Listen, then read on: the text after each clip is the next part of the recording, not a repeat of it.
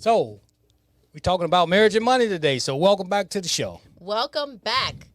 So, Jason and I are going to bring on today our guest that we had on our podcast Wednesday. Yes. Which we love to talk about relationships, but this time we're talking about finance and relationships. So, let's bring on our guests. Well, before we get to that, let's talk about what we're talking about marriage and money. We're talking about the two favorite things, marriage and money. This is going to be interesting, and we got the right person to talk about it right after this.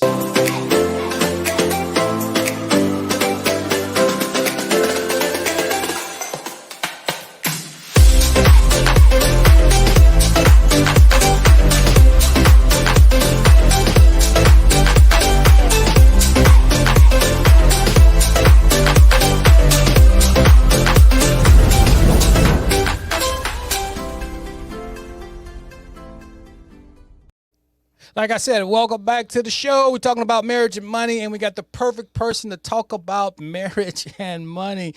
We have the wonderful coach here, Amy Scott, financial coach.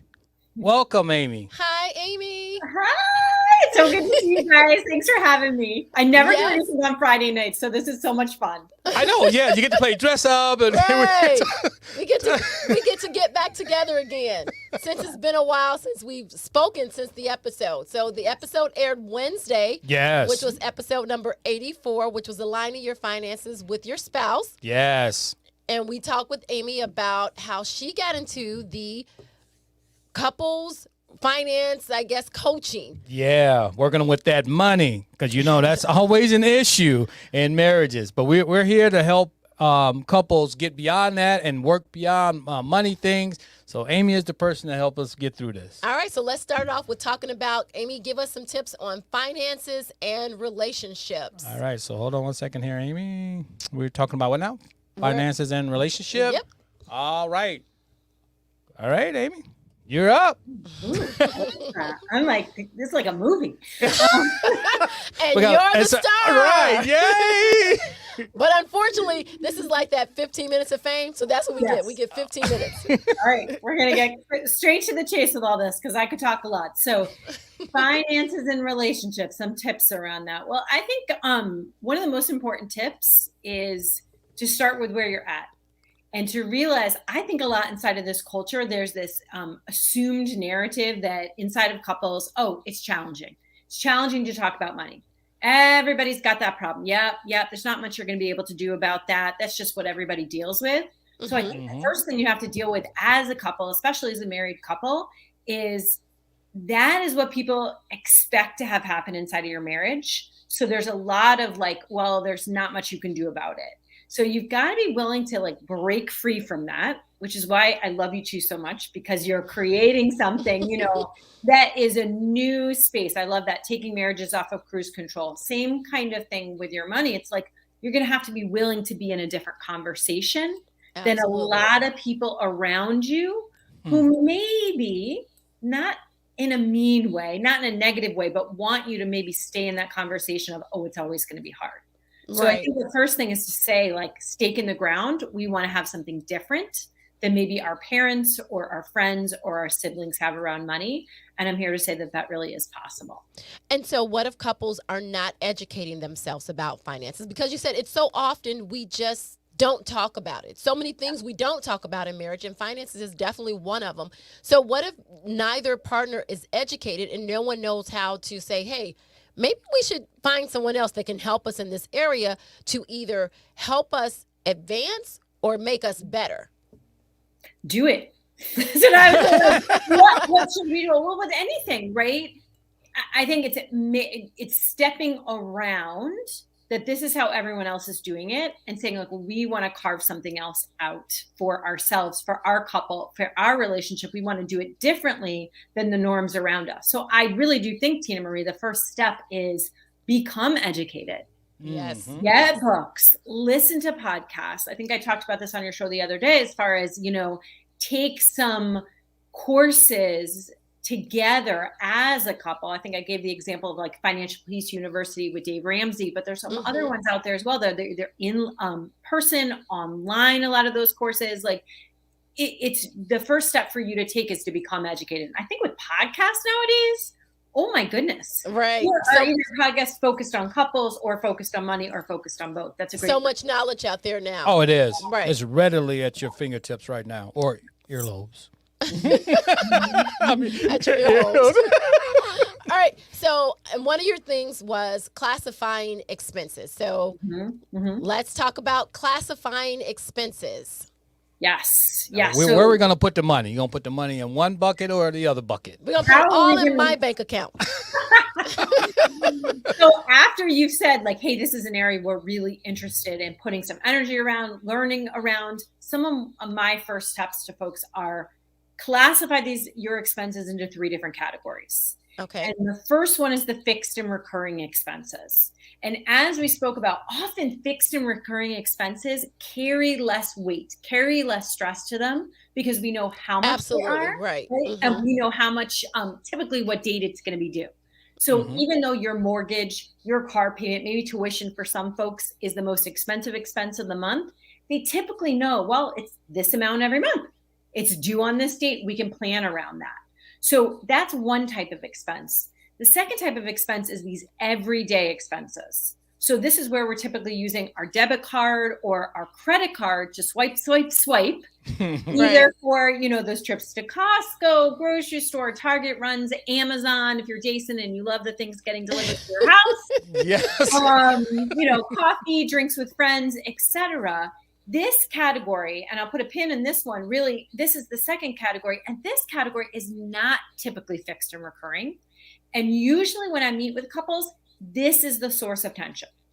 They're not necessarily coming to me and being like, well, I wish maybe they don't want the mortgage to be as much, but they're not arguing about that necessarily inside of their couple. They've already made that choice for that car payment, for that Verizon bill, etc., for that mortgage. But for the day-to-day expenses, we're not really sure how much that's going to be month to month. And that turns into a lot of what I call like shoulding around money. And, we shouldn't be spending as much. We shouldn't have debt around this. We shouldn't be carrying this around. I mean, most couples find that to be stressful. So I think one of the tips is to turn that everyday spending into a fixed expense. Okay. And determine how much are we going to spend in this category, not pie in the sky, not, we're hoping we can spend this amount. Let's try to spend under 700, even though last month we spent 1,500. No, this needs to be based on reality, looking on the last few months, but decide on an amount and then set up a second checking account and transfer that amount either once a month, once every pay period. If you're paid on the 1st and the 15th, if you're paid weekly, whatever that amount is, transfer it on a set a date every month to that spending account and then only use that account for your day-to-day spending. That's turning that into a fixed expense. Okay. And I know we talked about that on the podcast. So for more in depth with the podcast on how to do that, Amy goes a little bit further, a little bit more in depth in how that actually reduces the stress and, kind of helps couples stop arguing about the finances in an area where we don't know really what's going on. As you said, you shouldn't have spent that much, but it's okay for me to spend it. But, the shouldn't have, right? Oh, so yeah. Just getting more in depth on the podcast, it was podcast number 84, and it was aligning your finances with your spouse. So we definitely want to talk about that. All right. So before our time is up, the next thing we want to talk about is, what is it? Financial management. Mm-hmm. Yeah. All right, Amy. So what do we do with who manages what? Who's going to be the person that gets to make all the decisions? Yeah, write the check. Has the control. And I guess it can be one or both. Or how do you normally? How do we in relationships determine who's going to be the one that kind of handles everything? Well, in my experience, one person typically is more interested in it than the other person. That's true. The other person's like, okay, I don't have to worry about it. Yep.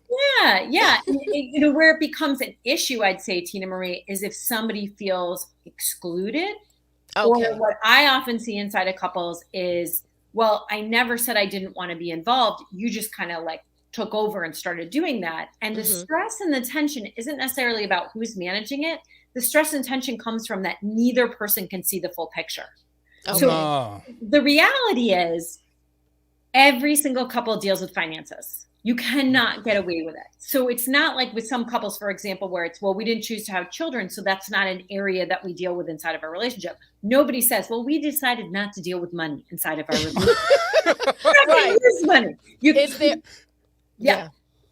Go ahead. It's there. Right. Yeah, it's there. You can't get away with not using it. So my point around it is whether you're the person who's paying those monthly bills, or you're the person who maybe you're not the one who manages those monthly bills, but you're doing as much as, if not more, of the day-to-day spending.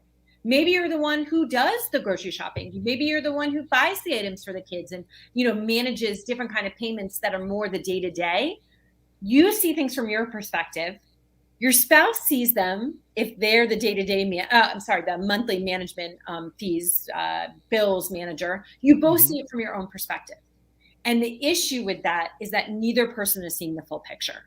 Okay. Right. It's kind of like, and I don't know if I use this analogy on the podcast or not, but it's kind of like, to me, when you're doing a puzzle and you don't have all the pieces, right, and you know you don't have all the pieces, but you continue to do the puzzle and you know that something's missing and you hope that magically it'll illuminate itself. Oh yeah, it'll show up and the puzzle will be complete. That's yes, true. yes. Underneath there, the issue around finances, the couple is like, we know that something's missing, but we can't put our finger on it.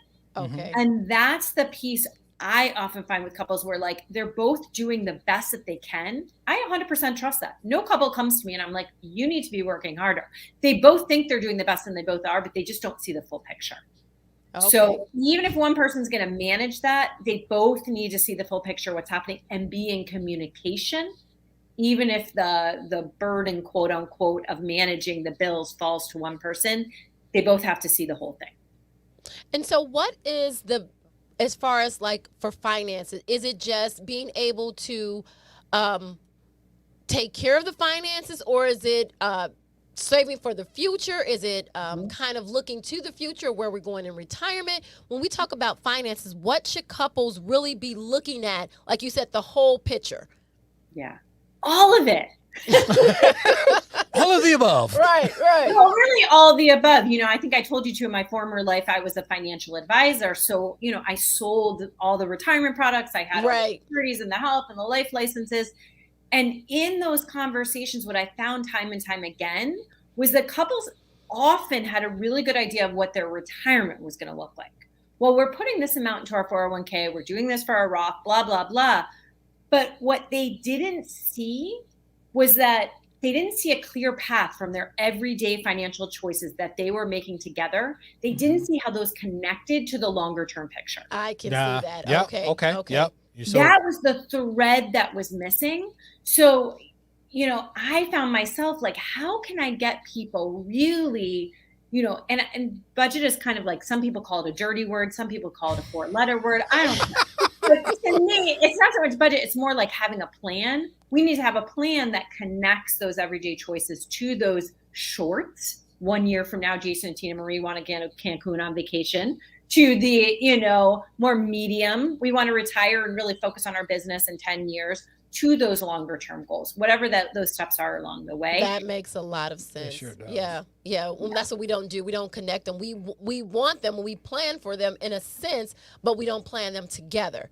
So if couples are looking, I'm sorry, Jason. No, go ahead. No, you go ahead. So if couples are looking to, like, they're right now, maybe your kids are in college, or maybe you don't have kids, and you're looking to take a big trip, they should plan the finances with the trip as well as going into their retirement, right? So just kind of the whole picture of anything that involves finances. Is that what all couples should be looking at, basically? Well, I don't want a couple to be listening to this and be like, I don't know what to do first. That's like a lot. Like Tina Marie just gave us like the whole universe of it. What I just want to show let me just give you a quick example is that, like, sure.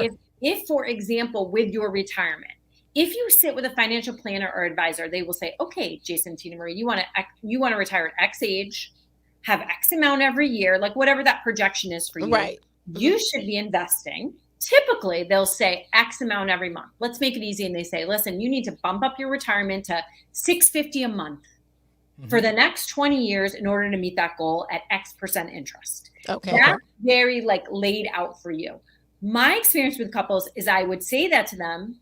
Then they would turn around 6 months, a year, 2 years down the road and be like, yeah, we knew we should do that, but we didn't get to that number. We never managed it in the day-to-day to get to that number. Oh, okay. So it was like, we wanted to, but we never got beyond putting that like 200 in. So we know that's had an impact in that longer term. Right. Okay. Same kind of thing like for your kids' college planning. Same kind of thing for, oh, well, we really want to go back to Italy because that's where we had our honeymoon and we'd like to be able to go back in 5 years from now.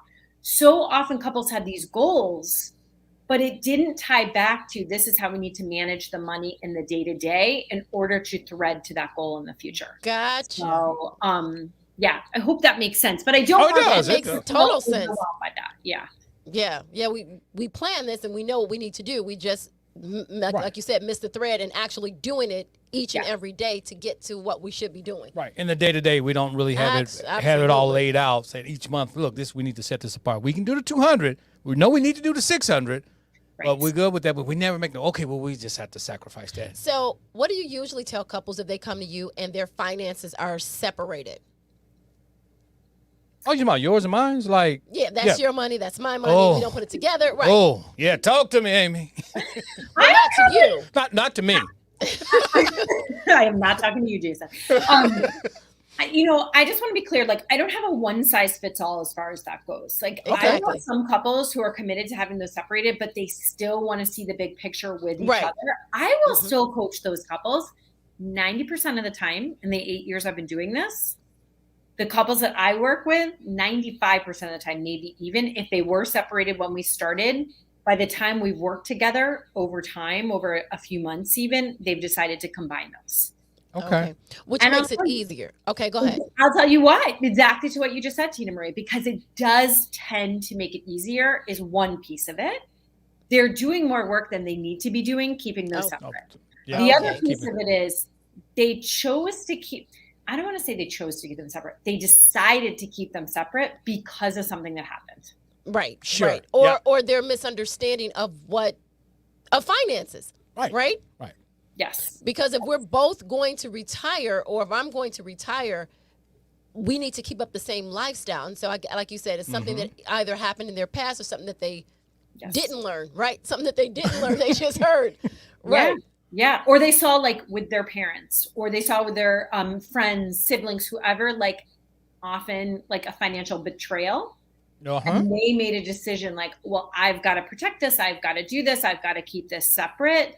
When we uncover what that is, it gives them freedom to be able to say, okay, now I'm choosing, a little bit different than deciding, I'm choosing to combine this and to put this trust into this plan together. Makes sense. It does make sense, doesn't it? Yeah. All right. So let's tell about Amy's book and her website and what she does. All right. Before our time has ran out. Yeah, we don't want to do that. We want to talk to Amy. So Amy, this is Amy's website. What is that, Amy? AmyScottCoaching.com. Yes. Yep. For anyone wondering, Amy is no relation. I know we look a lot alike. Yeah. So Amy has a buyer's guide, which a budget guide, which you're going to show on her website, and also she does a budget workshop, and her IG is Amy Scott Financial Coaching. Hit her up, ask her some questions, DM her if you can. You should, and then just talk with her. And let's get to the website. All right, let's get to the website here, baby. All right. So here's if you want to reach out to Amy for any financial coaching, either just knowledge is power. Yep. So being able to talk about finances together as a couple and work through them, what your goals are in the future, that's so important. So Amy, do you want to tell us a little bit about, I know they tell us about your website. Yep. Yeah, well, I designed the program that I do. It's a 2.5 hour, I call it Money Clarity Intensive. I designed that for what I would have wanted in my marriage with my husband, not just when we first got together, but 5 years in, 10 years in, and 15 years in. I said, this is the first step that I feel like couples, and I've worked with couples who literally been married 35 years down to 6 months. I designed it based on like what I would have wanted someone to come in with an objective set of eyes and lead my husband and Mick and I on a path of like, what is it that you want? And how do we align your financial choices with some of those longer term goals. So on my website, there's a couple of cool things. One is there is a guide that you talked about earlier, Jason, as far as 3 simple steps to up-level your budget, which is basically what we talked about on the podcast, but on a nice guide on there. Also, you can tell I love to talk. So there is a tab for workshops. Right, I do free monthly budgeting workshops for couples. And I invite people to come, ask questions, delve into this. When you were talking earlier, Tina Marie, as far as like, hey, I know we don't know a lot about this, but I know that there's like a space for us to learn. This is a really open, fun space for people to ask questions and raise their knowledge around finances. And all you have to do is register for it? Yeah. Okay, wonderful, guys. This is perfect. I mean, you just jump on here and register. Can't get any easier than that. It really can't. And then you also have I'm not sure if this is the same, is the budget, right? Exactly. So there's a link, 3 simple steps to up-level your budget, where I just talk about, steps that I've seen folks take that take them from like, oh, budgeting is too stressful, it doesn't work for us, we're always overspending, to here's what you need to do to get this in action for your couple. Sounds good. And you just sign up for it here? Yeah. Okay. Throw your info in there, Jason. That's it. All yeah. right. Yes. It's as simple as that. So if couples are out there actually thinking of getting married, may have just gotten married or been married and are not talking about finances, and you don't know how to do it, contact Amy Scott. It's amyscott.com, right? Or Amy Scott Financial Coaching. amyscottcoaching.com. Oh, sorry. All right, there you go. Get it straight. One more time, because I don't want you guys to miss it. What is it? amyscottcoaching.com. That simple as pie. Thank you. So I think that wraps up our time. One more thing? Yeah, I just want to let everybody know that the podcast comes out every Wednesday. So look for our podcast, Love and Beyond the I Do. We have magnificent guests on every single week. Amy was on this week. It was episode number 84, aligning your finances with your spouse. Thank you very much. And I knew that because I sent it to the editor. So, I knew that. That's okay. That's what I'm here for. Thank you so much, baby. And also, don't forget, we are on YouTube as well. So please take a look at us over there. Like, subscribe, share with everyone. Just come and check our channel out. We're trying to get our channel to grow. And the way we get that to happen is you come and support. Like that button. That's right. Like that button. Yeah, there's some really good content over there. So I think that's it. I think that's it. All right, wonderful. Amy, thanks again. Hold on just one second. Thank you again for a wonderful podcast. We greatly appreciate you coming on, sharing your knowledge about marriage and money and aligning finances. Thank you so much. Taking away some of the stress in the finances. I mean, in the finances and in the marriage that don't need to be there. Right. So making marriages simpler. I wasn't so upset about or feeling uneasy about having the Amazon truck come to the house all the time. I was like, yeah, we're good, baby. You take care of the finances, the truck coming, we're good. All right. All right, leave him with a tip, Jay. All right, I'll leave him with a tip. The tip is, what is the tip today? What's a good marriages? What? Marriages are made. Happy marriages are made. Yeah, that's it. Happy marriages are made. So let's take our marriages off of cruise control. All right, guys. So that's another live for us, and we'll see you next week. Always listen to Podcast Wednesday, and we'll see you live on Fridays. Thanks for watching.